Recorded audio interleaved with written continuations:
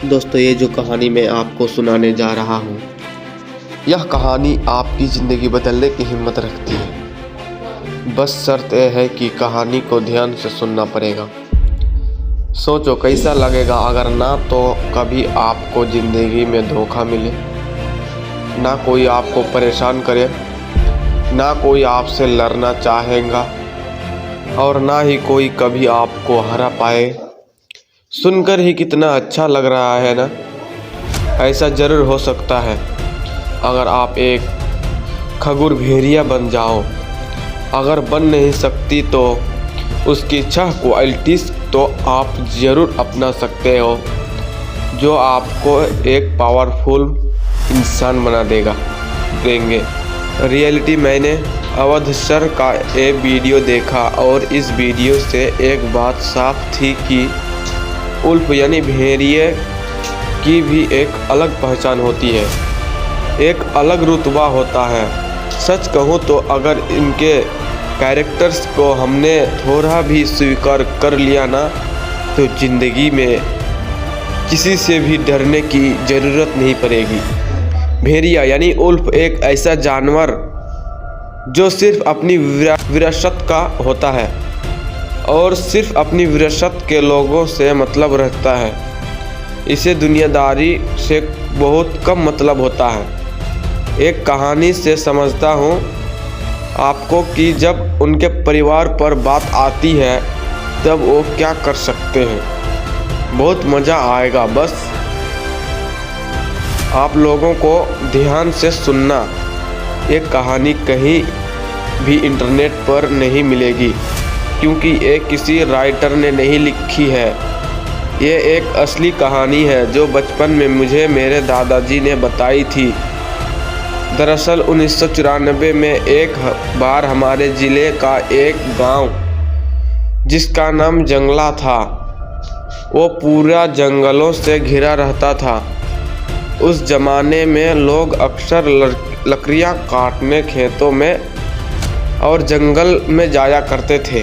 इसी बीच कुछ ऐसा हुआ जिससे आपके पैरों तले ज़मीन खिसक जाएगी। एक आदमी था अशोक नाम का। वह जंगल में गया और उस दौरान वह लकड़ियाँ काट रहा था।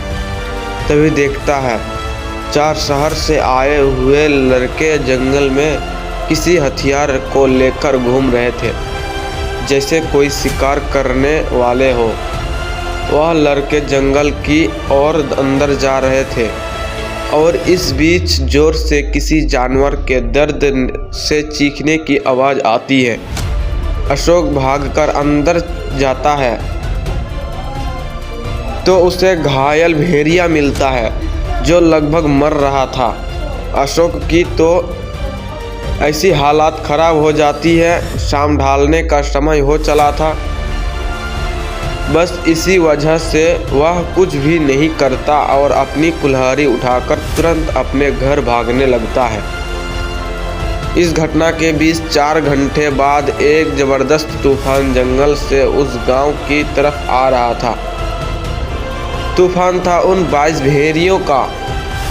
वह भेड़ियों जो खून के प्यासे गुस्से से पागलों की तरह पूरे इलाके को तबाह करने आए थे।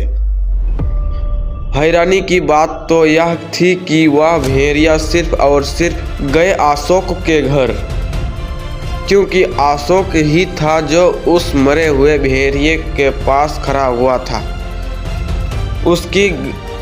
उसकी गंध सूंघते हुए वह सिर्फ अशोक के ही घर आए।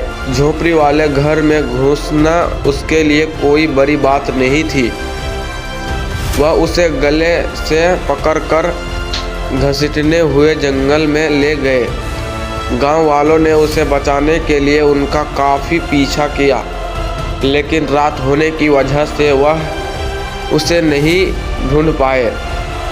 अशोक उस रात उन भेड़ियों का शिकार हो जाता है और अगली सुबह अशोक के शरीर का आधा हिस्सा गायब मिलता है और जो मिलता है वह भी पूरा कटा फटा मिलता है।